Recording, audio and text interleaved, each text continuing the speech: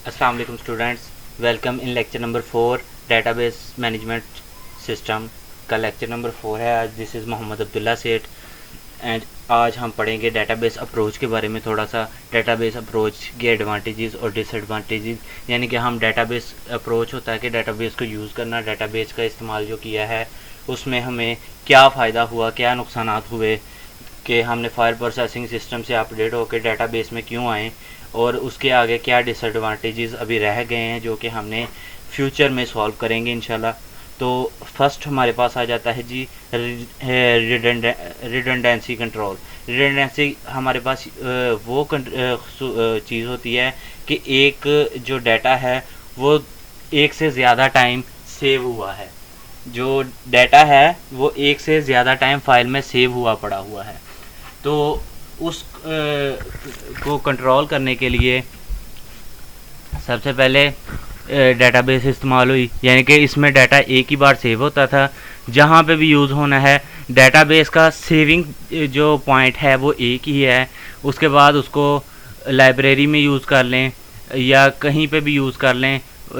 For example database save है school की, तो उसका लाइब्रेरी में भी एक्सेस होगा, उसका आपकी कंप्यूटर लैब में भी एक्सेस होगा, उसका फी सेक्शन में भी एक्सेस होगा, लेकिन डाटा एक ही जगह पे सेव होगा। तो ये सबसे पहली जो चीज़ थी हमने हमारे डेटाबेस में ये बचत हुई है। ये आपको एक एग्जांपल भी शो हो रही होगी जिस टेबल में कि डाटा जो है स्टूडेंट का ऊपर स्टूडेंट टेबल में सेव है, लेकिन जब मार्क्स निकालने हैं तो नीचे मार्क्स जो है वो स्टूडेंट के आगे जिसके मार्क्स फेच करने थे। उसके बाद डाटा कंसिस्टेंसी, उसमें डाटा कंसिस्टेंस रहता है, यानी कि जो डाटा रिडंडेंसी है वो कंट्रोल हुए, तो डाटा हमारा एक ही जगह पे सेव रहा और एक ही जगह पे होता था और इजी हो उसको मेंटेन रखने के लिए, और उसको यूज़ करना बहुत इजी हो गया था, यानी कि उसमें अपडेशन करनी, इंसर्शन डिलीशन करनी, सब कुछ बहुत इजी हो गया था। उसके बाद हमारे पास आ जाती है कंसिस्टेंसी कंस्ट्रेंट्स। कंसिस्टेंसी कंस्ट्रेंट्स जो होते हैं वो हमारे पास रूल्स होते हैं जिनको फॉलो करके जो डाटा को एंटर किया जाता है डेटाबेस में और डाटा को यूज़ किया जाता है, यानी कि डेटाबेस के कुछ रूल्स कह लें आप। If the constraints are not fulfilled data can not be entered in database, यानी कि constraints यानी कि इन रूल्स को जब आप फॉलो नहीं करेंगे तो डाटा जो है वो एंटर नहीं होगा। ये आपका इतना इम्पोर्टेंट क्वेश्चन नहीं है वैसे, बाकी आप रीड आउट लाजमी कर लीजिएगा। इसकी एग्जांपल में आ जाता है जी, constraints can be applied to ensure that the data is always entered in a special range, यानी कि उसका प्रॉपर सारे रूल्स एंड रेगुलेशन होते हैं। Data atomicity a collection of all steps to complete a process is known as translation. ये definition याद कर लीजिएगा, ये एमसीक्यूज़ के लिए इम्पोर्टेंट है। Data atomicity means that either a translation should take place as a whole और it should not take place at all.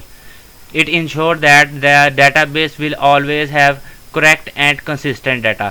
इसका मतलब है कि आपके डाटा जो है वो बिल्कुल ठीक है और एक ही जगह पे पड़ा हुआ है और फुल फ्लैज जो है करेक्ट डाटा है, ये आपको बताता है। The process consist of 2 steps. इसका जो प्रोसेस है वो 2 स्टेप पे, यानी कि जब हम किसी बंदे के सपोज कर लें या किसी बंदे के अकाउंट में जो है पैसे एक अकाउंट से दूसरे अकाउंट में सेंड करने हैं, तो ये एक स्टेप एक प्रोसीजर लेगा। इसके 2 स्टेप्स आपको शो हो रहे हैं।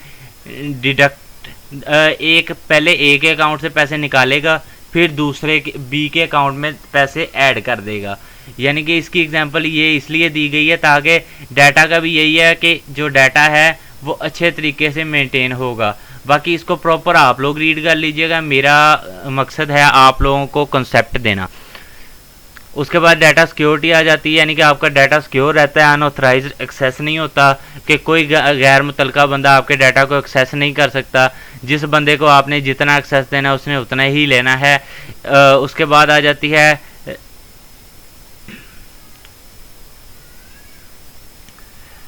रिड्यूस्ड डेवलपमेंट टाइम, यानी कि इसको बनाने के लिए जो टाइम है वो कम लगता है। पहले फाइल प्रोसेसिंग सिस्टम में बहुत एक लंबा प्रोसेस होता था, बहुत ज़्यादा टाइम लगता था, लेकिन इसमें बहुत कम टाइम लगता है।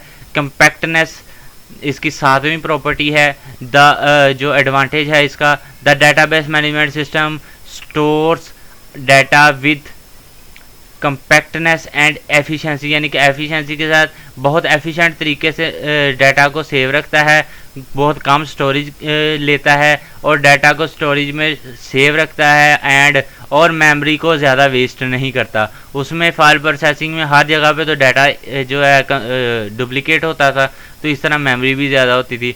ईजियर रिपोर्टिंग, यानी कि कोई आपने डाटा लेना है तो ये बहुत आसानी होगी इसमें से कि जो सेव किया हुआ डाटा है उसका एक ऑर्गेनाइज मैनर में है, तो वहाँ से जितना मर्जी जिस तरह मर्जी रिपोर्ट क्रिएट करें वहाँ से आपको डाटा फैच करने में मुश्किल नहीं होगी।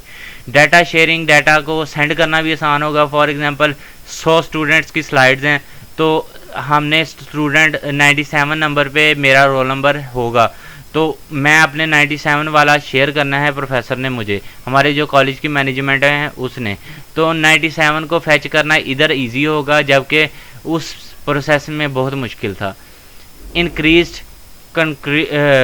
कंकरेंसी, इन सम सिचुएशंस 2 और more users may access the same file similarly. अच्छा जी, 2 या 2 से जो ज़्यादा यूज़र्स थे वो एक ही फाइल को इकट्ठे इस्तेमाल करते थे, जिसकी वजह से क्लैशेस आते थे, फाइल जो अप्रोच नहीं होती थी। अभी भी आप लोग देखेंगे कि जब बोर्ड की वेबसाइट पे ट्रैफिक होती है, यानी कि जब रिज़ल्ट आता है, तब काफ़ी जो स्टूडेंट्स हैं उनके जो मोबाइल्स हैं उस पर साइट नॉट रीच्ड का ऑप्शन आ रहा होता है।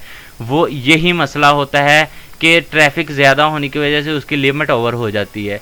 लेकिन इसमें डाटाबेस जो है, डाटाबेस में हमने फाइल प्रोसेसिंग की निस्बत इसमें ये चीज़ को कम कर लिया कि एक टाइम में 2 या 2 से ज़्यादा डिफरेंट यूज़र्स भी इस्तेमाल कर सकते हैं। इम्प्रूव बैकअप एंड रिकवरी, इसमें बैकअप एंड रिकवरी का पूरा ऑप्शन होता था, यानी कि डाटा कोई लॉस हो जाए, डिलीट हो जाए तो दोबारा उसको रीस्टोर कर सकते थे, उसको रिकवर कर सकते थे। उसके बाद डाटा इंडिपेंडेंसी आ जाता है। डाटा इंडिपेंडेंट होता है कि डाटा जो है इसका मतलब ये है कि प्रोग्राम में डाटा को सेपरेटली हर डाटा ऑर्गेनाइज होता है, जिसकी वजह से डाटा को कोई प्रॉब्लम नहीं होती।